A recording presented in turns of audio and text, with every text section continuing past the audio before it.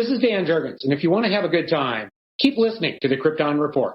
Jason J. Lewis, the voice of Superman on Justice League Action, and you're listening to the Krypton Report. Hi, this is David Patrick Wilson. I played Superman, Clark Kent, in the television production of It's a Bird, It's a Plane, enjoying every minute of being right here on the Krypton Report.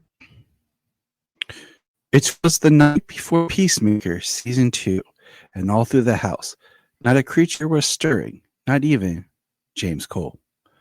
The stockings were hung by the helmets with care, while Chimp Arm danced somewhere. I don't know. I was just sitting like... oh my God. I forgot about Chimp Arm. I'm excited for Peacemaker to season 2 tomorrow. I'm Tyler. This is James. We're just having some fun here. The last episode we recorded, because of as Solomon would say, reality altering shenanigans, was supposed to be our last episode before Peacemaker, but it got kind of changed. But I've been working on working to what do you call it? Edit some scenes out from the first season of Peacemaker to kind of make a video, a movie length for the kids to watch, because like Sailor Lewis, John Cena. Yeah. So I'm having to meticulously go over these scenes, and like, of course, I get the ability to do this after I had finished my season 1 rewatch. So, but anyways, so yeah, Peacemaker scene, the next chapter of the DC universe starts tomorrow. And we're going to kick off this episode here with a little bit of news. The first thing, let's just get out of the way. Sad news for us Superman fans. Legendary actor Terrence Stamp has passed away. Terrence Stamp, most known, as Chancellor Valorum in Star Wars Episode 1. The voice of most Jor-El. known. The voice of Jor-El on Smallville, and of course, he left a mark on General Zod that forever will stay with that character. It's pun intended. He really put his stamp on that character. Yes, he did. It's sad because now when you watch Superman, say Superman 1 or 2, and he's in both, you only have 3 main actors who are still with us. Jack O'Halloran is on, and of course he doesn't have any speaking parts. Mark McClure is Jimmy Olsen, and Sarah Douglas as Ursa, which we had the pleasure of having her on our show several years ago. So it's sad, but it is part of the facts of life. So it really is. Yeah, I was shocked. First thing I saw was when you sent it. I mean, it's a 50-year-old movie, but you can't believe it, Yep. So it is, but so that's so I'm gonna tie this in. Jason J. Lewis, friend of the podcast that we've had on here several times, voice of Superman on Justice League Action, was recently on an episode of Holy Batcast. And I bring it up because, one, go check that out, support both Jason and the pod and Holy Batcast. But the other is because he talked about how during his recording sessions for Justice League Action, he did the voice of Zod. And how he talked about, putting a little Terrence Stamp mixed with Michael Shannon in there. And nice. So I'm going to have to check out some Zod episodes then, or wherever he appears in Justice League Action. That's in my queue, actually. It was there since like last week before, and then I listened to their 2 Superman the Animated Series episodes, the crossovers with Batman. So I listened to the newer one first.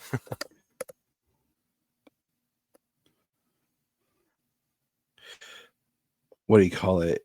As of this recording, James Gunn has officially announced the Superman saga and hopes to start production soon. And we don't really know what that means, other than he has stated he is writing the next. Let's see.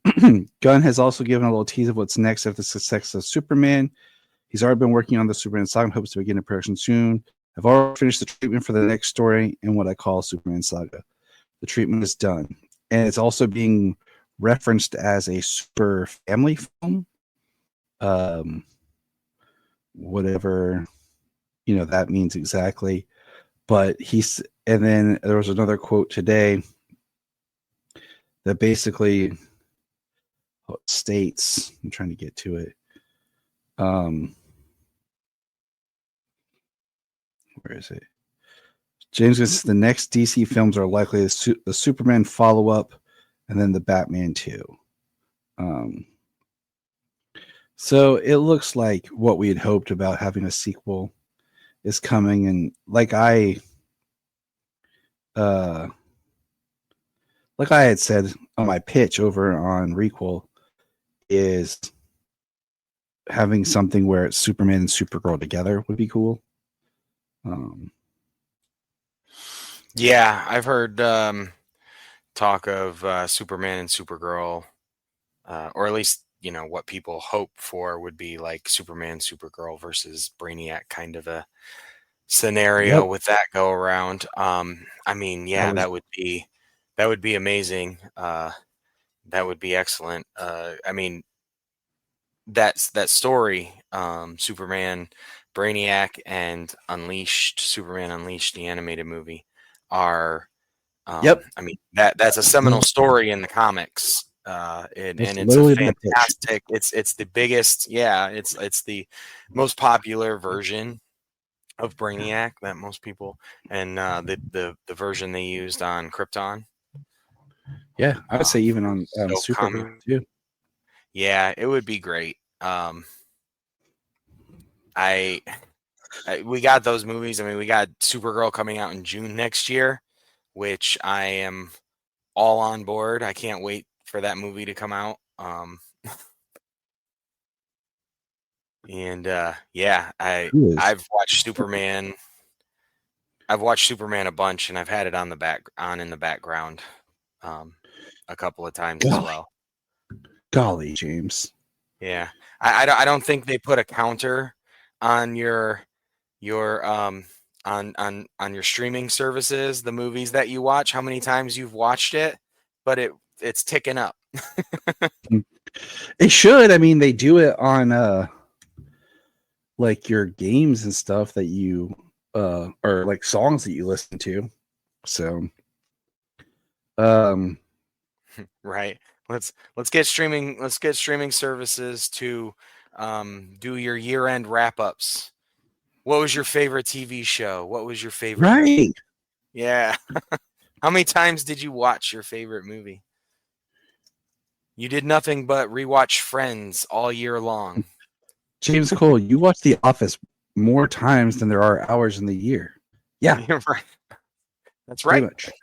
Yep. You ever heard of this thing called the Phantom Zone? So with that, Superman you don't need corporeal body to watch The Office in the Phantom Zone. Right? Superman is out on digital. It will be released on 4K, Blu-rays, and DVDs on September 23rd. But it is out on digital. We here at the Patrick household did double dip because it's Superman and I have an addiction. But also, like, I wanted to go see it again in theaters. I just was really in the mood to watch the film, and it was like, it's just might as well just buy it because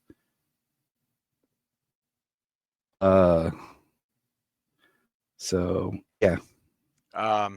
Yeah, I was so tempted myself. But then Jay, I know Tyler will buy it because he's a sucker, and I have his movies anywhere login code. Pretty much. He's like, go get it, sucker. But also, when you do that, I know that you're going to give that digital code away when the physical comes out. Yeah, we're gonna auction And it, or not. We're just gonna promote and give it away on the podcast. So yeah, and I'll just wait and I'll do all of mine in one go. Plus, I have Plex too, so yeah. When Movies Anywhere was being kind of a bitch and they weren't putting it up on there yet. Yeah, like me and Levi both had the same. That's where I went to. Me when and I got Levi home both with were having Plex. issues with our with it just loading correctly, like it's supposed to. So, but also, James Gunn's quote is saying progress is being made on DC Studios games, says James Gunn. Okay, cool. Like I feel like everything he says, people just take and blow up. Like, oh my gosh, this is happening. Calm down, people. Calm down. The other thing that I have here in my notes is the first crypto short, Crypto Saves the Day, that was released. The next one is School Bus Shuffle or Scuffle, sorry. Halloween Havoc, which I look forward to. Package Pandemonium and Coastal Catastrophe. So they have these crypto shorts, right? But then there was a quote today saying that James Gunn said they're not canon. I'm just like, what? Why even do them? Okay. Like,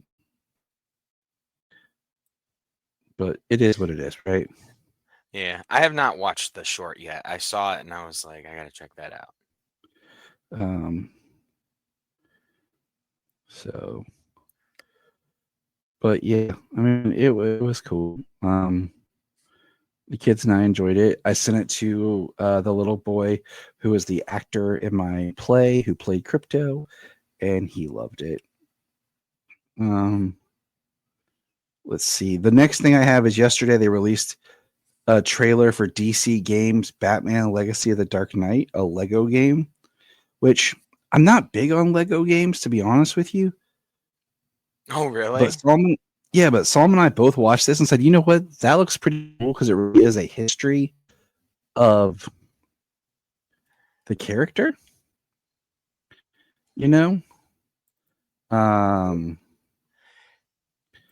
So I had seen the trailer pop up, and then I had seen something on I had seen it pop up on YouTube, and then I had seen something while I was scrolling today at some point, and the title and the legacy of it all. I was like, that sounds really cool, actually. I mean, 85 years plus of history, and they've done multiple games. I I love the Lego games, quite a bit of them. I really like the I really enjoy playing like the Lego Lord of the Rings. That was really fun. And then of course the DC ones, and then the Marvel ones. Those are fun. And then Star Wars. They do have a lot of the other ones. I've played a little bit. Like I've played a little bit of I think I played a little bit of Indiana Jones years ago, played a little bit of Pirates of the Caribbean years ago. My kids played some Ninjago. I never played that one. But we used to have Harry Potter. Ooh, Harry Potter. Yeah, that was one. Jurassic World. So, but that's all the news I have. Can't really think of anything. Like I said, I usually do like screenshots and everything of it, and that's how I keep track. But that's all the news I have. So now we're going to get into some Superboy. James was just waiting to see who I was going to say. Superboy. Which one? Yeah. Let's see. Superboy. What's the first episode we got up here? I think it's Body Swap. Lex Luthor tricks Superboy to switching bodies with causing a mass confusion in Capital City. Oh no. Is this an episode of Superboy? Or Smallville? Or any other Superman related show but Superman and Lois? Because I mean, usually I'm pretty sure that's like in every, like there are certain beats in every every Superman series has that one episode that's the same as every other series, like this type course. of. So, yeah, what did you think of this episode, Mr. Cole? You know what? I enjoyed the the acting prowess of our characters in this episode. I'm sorry, of our actors. We had Gerard doing a Sherman Howard Lex Luthor, and it looked like he Sherman was Howard's having a very blast. underrated. He's very underrated, and I love that Sherman Howard came back as Derek Powers in Batman Beyond. But continue. I'm sorry. Well, it was just the I mean, yeah, Sherman Howard is a really good actor. But you know, his Lex Luthor is far from my favorite version of Lex Luthor. I mean, he's better than that last guy. But that's not too high of a bar to clear, man. That's You mean pretty Scott low. Wells? Yeah. His Zach Morris Lex. Yeah. Yeah, basically, I guess. That's what I call it. Zach Morris Lex. Yeah. But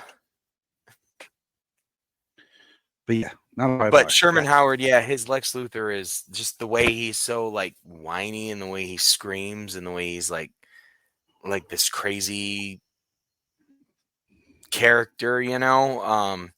Yeah, that's just it's not my favorite version, but he did a really good job trying to portray Superboy in this episode. And so yeah, the way that they both played it was really awesome. And of course Lana, she played a great middle character, the go-between, figuring it out. She does. And I just think Sherman Howard's, like, as an actor in this, like, his Lex might not be your favorite, but he does a dang good job. And anytime you have to have the actors act and be each other, it's difficult. Now, Yeah, this got well, a 7.7 on IMDb. This season's clocking in pretty, like, for the most part, the episodes are in the 7s. There's a few that are in the 5s and a couple of 8s, 6s, but a very strong. They're not too bad. There's some social stuff and sorry. Super breath. Yeah, I tried to mute it and everything so I didn't like blow out everybody's eardrums. But the a lot of social commentary and stuff that's been going on over a number of episodes. And then, you know, you talk about the tropes and when people get to play each other. I mean, we go to Tom Welling and John Glover in Smallville in season 4, and that is you know, Tom Welling does a phenomenal job, and John Glover, I mean, what are you going to say except for, I don't know, he played it like a kid. Everybody says that, you know, he's a little, so and then in this one they did a great job. Mm-hmm. And Lex as Superboy was a very smarmy individual. Yes, he was. So, okay, let's keep it real here. The next episode is one of our favorites as far as words that get thrown around. Rebirth, Part 1. Superboy retreats to Smallville after he thinks he accidentally kills a leader of a dangerous gang. But did he, or was it something more mysterious? So it's actually a 2-parter. And then the second part is Still in hiding under scrutiny for a gang leader's murder, Lana leads a campaign that clears Superboy's name. What do you think? I like this one, except this is one of those episodes where I'm kind of like, hey, like X-ray vision, super hearing, type powers could probably help you out here. But I'm that guy. Yeah. I mean, so this two-parter was fairly decent in that story of, sometimes with all the good he does with his powers, sometimes bad things will still happen, as well as the idea of choice. What does he have to prioritize? Every time he's saving somebody over here, somebody over there is in danger, and he has to weigh those decisions. So the interactions primarily between him and the Kents in these two episodes were my favorite parts. Some of the gang stuff was hilarious. The way the leader, the arms dealer, the way he was strutting into the friggin' military base. I leaned over to Jamie and I said, "Looks like he's walking with a full diaper." It was hilarious. But yeah, it was.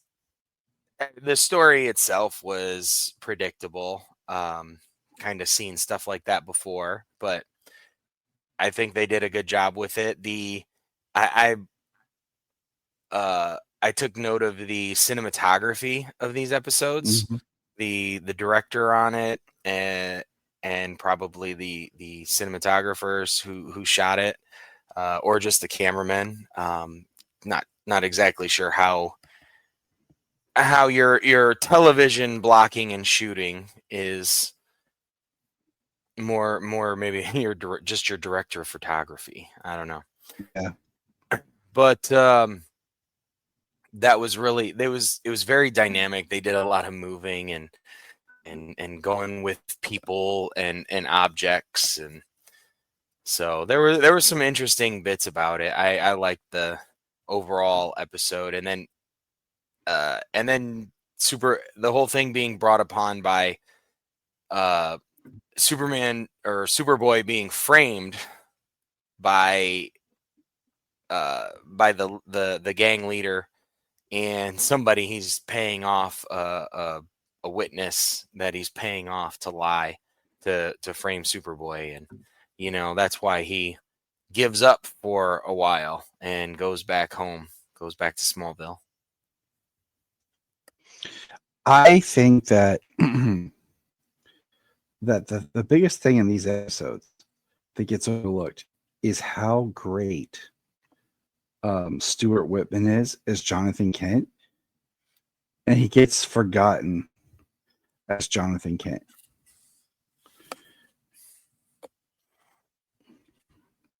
Yeah, I like the Kents in this two-parter. So I'm looking at the director of part 2 real quick, Richard J. Lewis. He has done.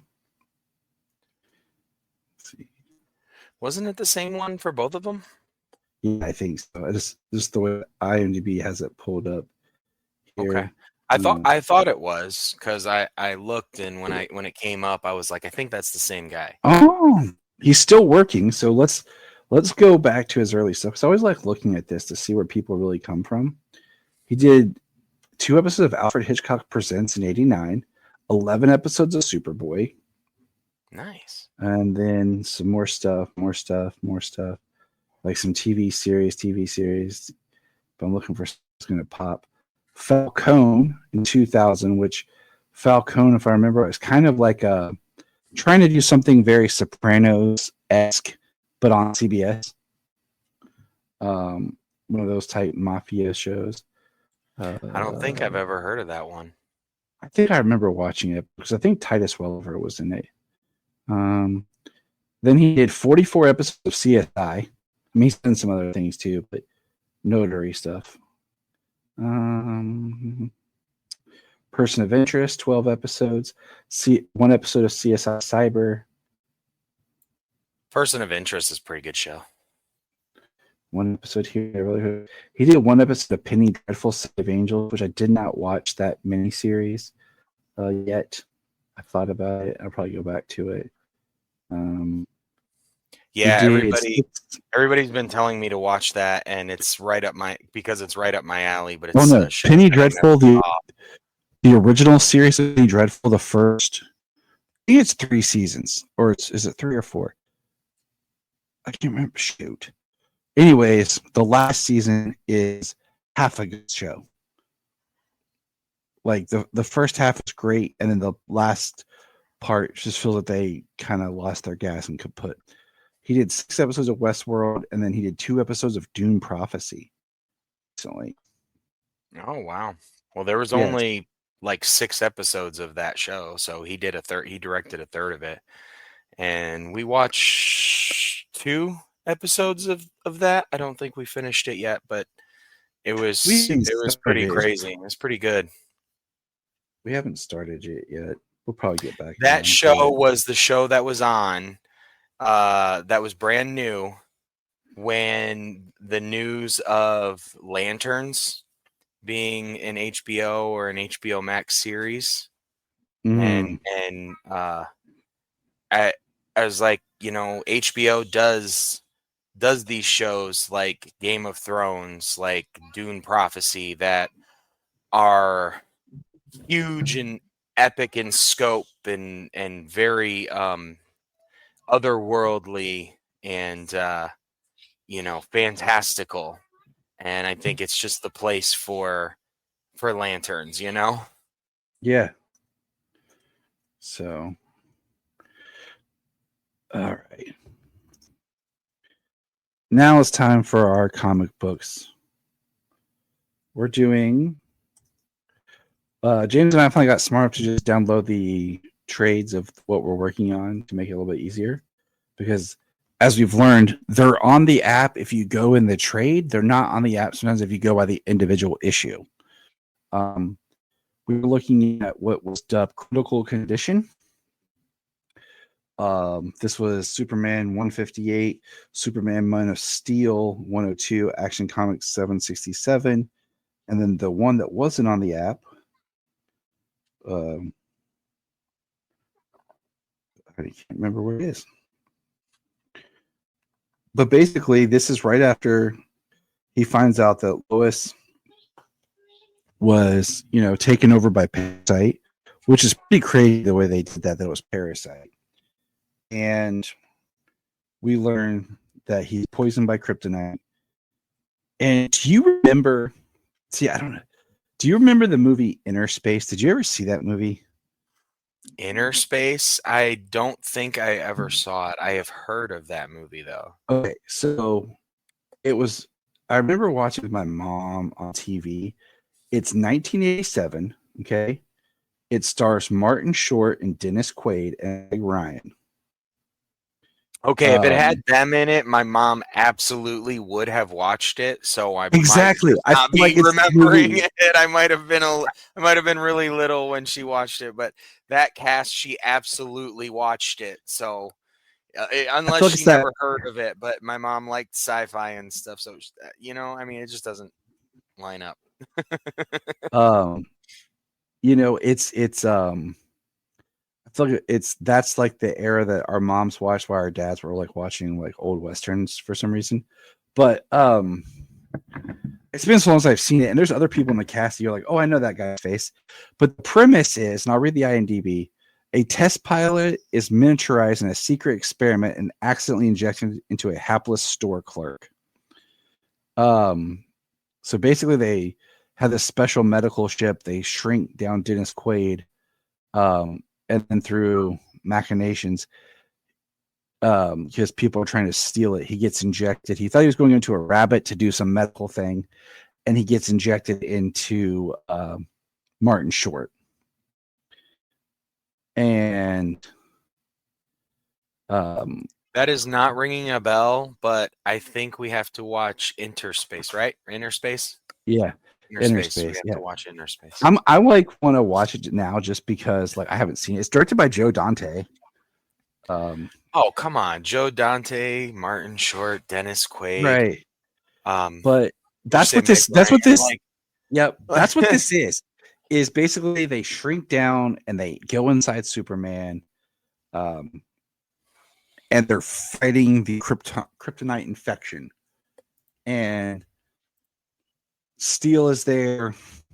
We have a great part where Lex Luthor is with Mercy, and they realize that it was Parasite that was doing all this and not Lois Lane. So it's actually kind of neat that Lex isn't blaming Lois. He knows it was Parasite. It's on Canopy for anyone who has a library account. But if you have, other means, you can find Interspace. But I found it really interesting. Because like you found out that Superman, it's like a technovirus that was actually put inside him by that what's her name? I can never mention correctly.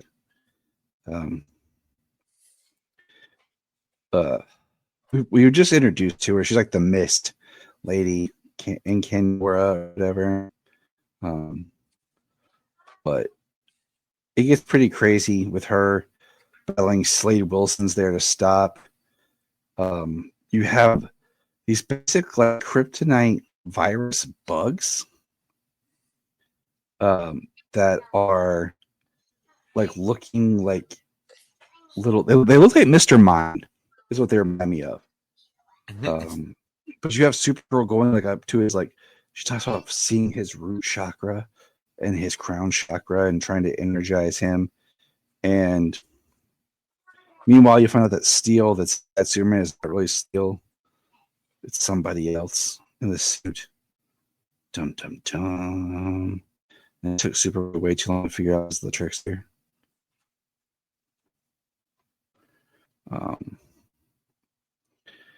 But John Henry Irons goes in a new studio. But like Supergirl seeing the kryptonite like polyps that's on like Superman's brain and stuff was pretty neat. But my biggest thing is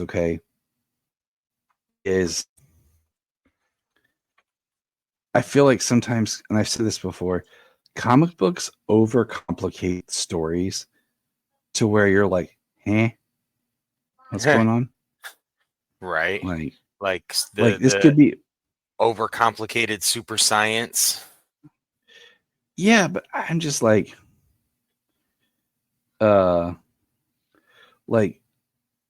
just some of it, like how about he just has a kryptonite infection? They go in there and it's messing with them instead of some of all the other stuff they put in there. But like Kara sees all these like it looks like evil Superman, vampire Superman is what his infection looks like in his blood cells. And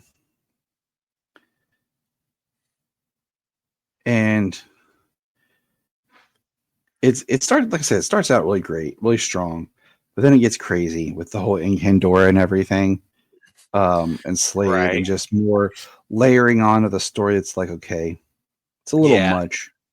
I'll be honest, it's been the trend though. The story, the first issue has been written by Ed McGuinness. Of every 4 that we've kind of been going along, which is crazy. Which really, which the stories are really like the issue to issue is really cohesive and is a really good. He's a really good writer. A lot of his stories I've really enjoyed. I mean, not necessarily that. I mean, I'm not sure if he's got like seminal works and stuff, but I mean, Public Enemies and Emperor Joker, which we'll be reviewing next month. Is Public Enemy, kind of jumping ahead to that because it's for Batman month, right. And the stories are really good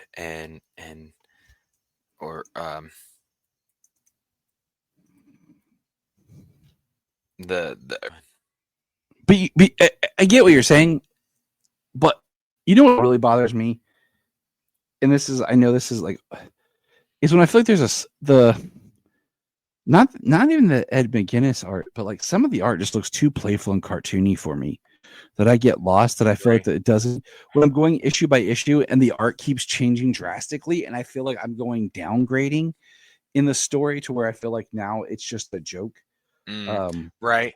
Yeah. I mean, like the combo between Loeb and McGuinness, their art and the storytelling actually go really well together, in my opinion. In the stuff of theirs I've read, I've really enjoyed. I named a couple of them, so I've really enjoyed them. So this is new to me right now, and so I'm kind of really just enjoying this. And then when we go on to other issues, some of those other stories get pretty wild with the other writers. So I just feel like it's almost a hindrance, but it is what it is. It's like Superman lives, and they're all standing around like, yeah, yay. So I don't know, but it was cool. I like the collection. Did we do all the Starboy episodes? I feel like I kind of jumped to the comics. Got really excited. Oh. You know what? Yeah, I totally blanked on it. We didn't do the 4th episode, which was Werewolf, which I didn't watch because we recorded and talked about that like years ago. Because we did it for a Halloween what do you call it, special. We probably pulled it up on Tubi at the time. Yeah, we did, because we were looking for something kind of Halloweeny to watch, and yeah, it was part of our Halloween selection for Superboy, because we were like, that would be that was years ago, and that would be the 4th episode I watched. So we covered the 3 new episodes then. So just what are your thoughts there on the werewolf one? Because like I'm not fresh on it, but having watched it, because I didn't watch that one. I mean, yeah, supernatural one, kind of it's a werewolf episode. They've got the they've certainly got a lot of makeup on. Some werewolf designs are pretty cheesy. It was definitely people in a mask. That's what I think it hurts the werewolves in general. Like I'm a big werewolf fan, but it's like getting the design to look right, or it just looks cheesy. A werewolf movie that I want to watch that I have not seen is called Dog Soldiers. I watched it. It's cool. I've heard the effects on it are amazing. Some of the best werewolf stuff. The story, honestly, that's hit and miss. That's the reason to watch it. Yeah. But the effects, the werewolves are fantastic. I mean, Superboy's already fought alongside the son of Dracula in an episode. Why not fight a werewolf, right? Yeah. We're talking about this. I actually just bought Monster Squad on digital because it was on sale for $4.99. Oh wow, really? I saw it on sale for $4.99, and I'm like, oh snap! Because I wanted to buy it on Blu-ray and everything, but I was like, oh, $4.99. I'm gonna buy this. Monster Squad. That's almost a cult classic, you know. It is a cult classic, and it's one of those movies I really think should be remade. With in kind of the vein, I think honestly, it could be for real. I picked this director because I think he finds a good balance. He had his last movie kind of flopped, and before that, his movie was unbalanced, and I blame COVID stuff. But David S. Sandberg, who did Shazam, I think he could find the right balance of horror and comedy with kids in a movie like Monster Squad to redo it. So for sure. I think that could work. Did you see his last movie, Until Dawn? Yeah. As I say, it flopped. Yeah, but I watched it because I support him. Yeah, and it wasn't bad. I mean, I think the ideas that they put forth to try and get across some of the ideas from the game, worked in a way. There's plenty to nitpick about the movie, but overall, we had a good time with it. Yeah, it was a good Netflix watch. Mm-hmm. Absolutely. Okay, We would have so seen it in the theater. We wouldn't have feel we wasted any money or a ticket. I just didn't get around to it. Yeah, All we right, didn't either, sadly. Is there any more recent comics that we want to talk about today that we've read? You know what? I'd have to look. I know that I read Supergirl #3. I read the new Action. Let's talk Or about the the new last Action. Action. 1088. Let's talk about Action 1088. I left my tablet at work, so I've got to find it on the app. So go ahead. This one starts off Trial by Fire, written by Mark Waid. It starts the Daily Planet, and we meet a younger Perry White, and the Daily Planet puts out their Superboy. I like how he has curly hair, and the kids are talking about Clark getting his chores done at normal speed, and if he does, he can go out and patrol a little bit. We see little bits of him in Gotham, Los Angeles, Central City. He talks about issues having to navigate and figure out where he was. I love it. It says he used to fly around with a map. Yeah. And it shows yes, I had telescopic vision, but like binoculars, I still had to know which direction to look. Believe it or not, I had to carry a map first so I could follow the interstates. I like that it shows that his skin wasn't as tough. So like, he shot by bullets, but they leave a mark that heals. And then here we are, talking about how free he was in the suit, and then his mom gives him a pair of her old glasses and everything, and then he starts. It says he can look through the prescription with his vision. Yeah. I don't need your old glasses. So that's cute. And then he starts with the new Smallville High. Over the summer, the old building had been replaced by a brand new campus that serves 3 counties. In a school that big, surely I could make some new friends. And you see him trying to make friends, and everyone's like ignoring him. But then, do you see what's on his locker? This is not the first time, but they're definitely making sure it's prominent. He has a Mighty Crabjoy sticker. And that was another Superman comic I read today.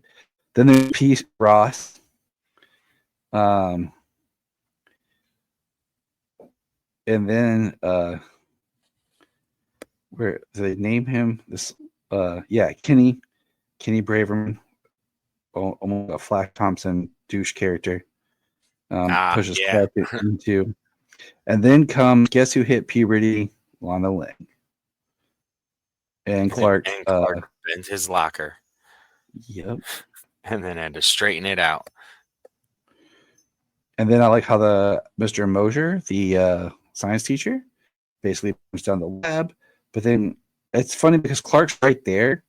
And instead of being able to like use his super breath or whatever, he has to basically run, change, go to the water tower, and put out the fire in the new building, which leads to learning that the new building was built cheaply. And Clark goes to the person in man, I can't talk. Yeah, he go. Yeah, the sprinkler systems didn't work. The sprinkler systems didn't work. The fire is a chemical fire. So it's got accelerants, so it burns really fast, and then cheap materials go up faster. So the building catches fire really fast, and Clark goes to the Smallville water tower. He says farms need water, but the school needs it more, and he takes the entire water tower and spills it over the school, and then he goes through the office and he discovers the company and that they had cut costs, cut corners, and made the building cheap. That they have faulty plumbing. And he says, I checked your company was subcontracted to build the school sprinkler system. You took a lot of money for a job you didn't bother to finish. He found all the pipes and stuff not even installed. So not even installed at all. Like I don't know how it got past anything Inspectors, in that regard. Yeah, in that regard. And the guy's like, says who? Accusations like that, you better lawyer up, son, because you got a whole nest full of legal. And Clark busts the desk and says, all legal I saw was red. He was about to learn a harsh lesson, and he yells at him. Then he flies away. And the guy's like, don't hit me. Then he comes back later and apologizes. But he says, I have told the fire department what I saw and provided the evidence. The police are on their way. And then he goes home and has the lecture with his parents, about what he did. Yeah, he says, Clark says, so Jonathan, you did what? And Clark, I know. Do you? He said, we talked about this kind of situation, Clark. Your job is to apprehend the bad guys, not to, and Clark says, butts in, says, not to punish them. I know that now. It's just, what if he lawyers out of it? What if he walks away? Then he's going to have a rough time when Clark breaks his legs. Just playing. Just fly him out to the desert and put him against the cactus. Or, just fly him. Okay, people get mad about that. Let's call back some George Reed. If you listen to our friend Anthony's George Adventures of Superman Rewatch podcast, how many times did he fly out of the sea and leave him on a hill or a mountain somewhere and just, that's it? I know, right? I don't think they were able to get down from there.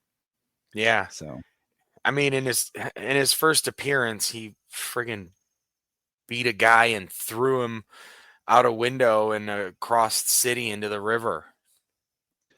So, the next part is they hear a knock at the door. Clark's new teacher, Mr. Blake, is there, and he says, I'm here to talk to Superboy. Dum-dum. Next, schooled. So far, really enjoying Mark Waid's Superboy. Did you? Yeah, it's very Smallville-esque, and I'm enjoying it. It's very good. Did you read Crypto the Last Superdog #2? You know what? I have not. I want to. All right, then it is downloaded. I won't say anything on that one because I want you to read that one because it was a little bit surprising where it went. I did read Supergirl #3. We talked about that one. Satan Girl. And then, okay, so we don't have to go into great detail, but have you been reading Superman Unlimited? I have the first 2 issues, and I have issue 3 downloaded. I have not read it. I would have read more things tonight, except I left my tablet at work. So I really like issue 1. I think it sets up a really great idea. The idea of like Clark, like just the whole thing of like him, the people, and just like interacting in his world, and we talk about it, and then like the girl who plays the music, and he like I listen for it, and he gives her the money and everything, saving the people, like that whole first part of him just saving people, and like even the old call out of him being sick, like, oh sorry, don't go in there, is fun. And then he stops a giant asteroid kryptonite. And then like he has all these like flashbacks, so it's really cool. It's telling him the story, kind of his history, which is a little redundant, but he stops the kryptonite asteroid. And then he wakes up later with Crypto on top of him, who Crypto now looks like Crypto from the movies. And they're talking about how it affected him and how long he's been gone and what's been going on that with the kryptonite entering. And then we find out he turned gold. This is how you survived. And that's how it ends. And I was like, okay. I was like, all right, that's workable. Okay. And then I'm going to get to issue 2.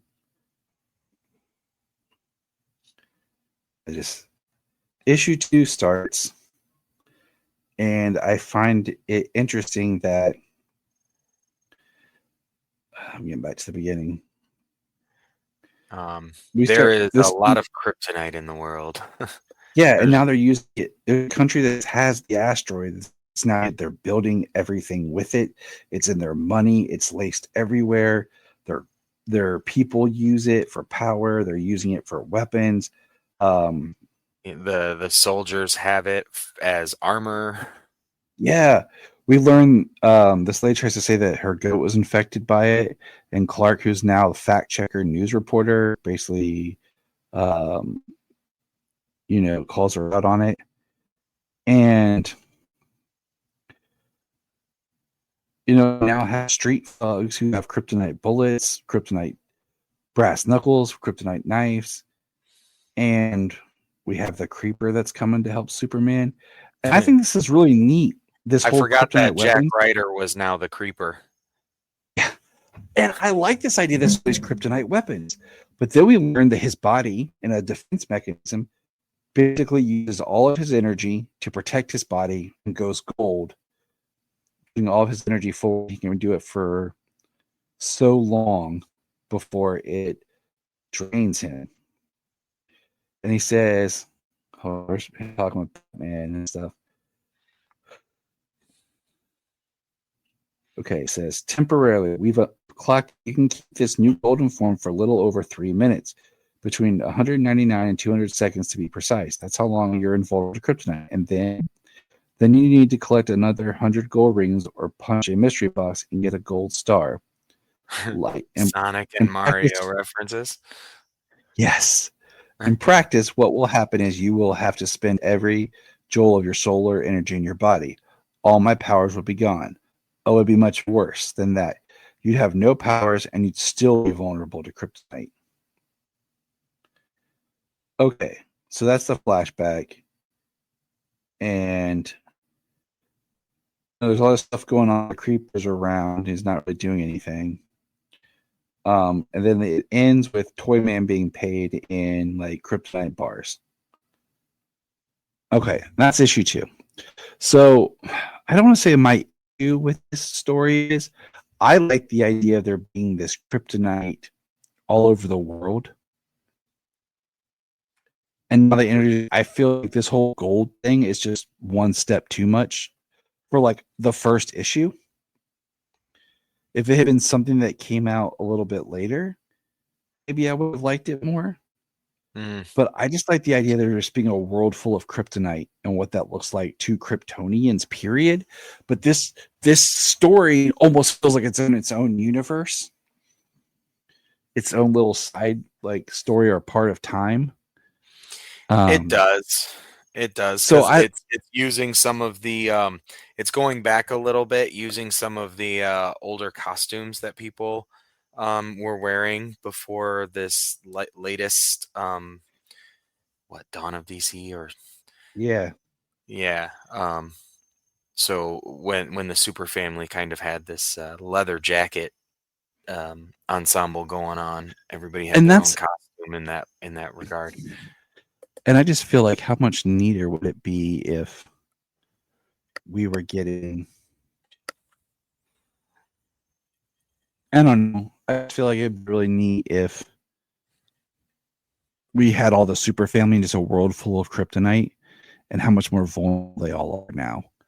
But I feel like I mean, so far in the first 2 issues, that's not where we're at. I mean, we got a little bit of it with Superman. First, being vulnerable to kryptonite weapons, he got shot. But then, he goes golden and then he has 3 minutes to get everything done that he needs to get done before he has no powers at all. And then those kryptonite weapons, not only are they lethal because they're kryptonite, but they're lethal because they could actually kill him because he has no power. So he loses his invulnerability and stuff. So it's interesting. Yeah, we haven't gotten to see, because in this issue, the super family is on the watchtower. That's the only time we see them. Mm-hmm. And it's the flashback.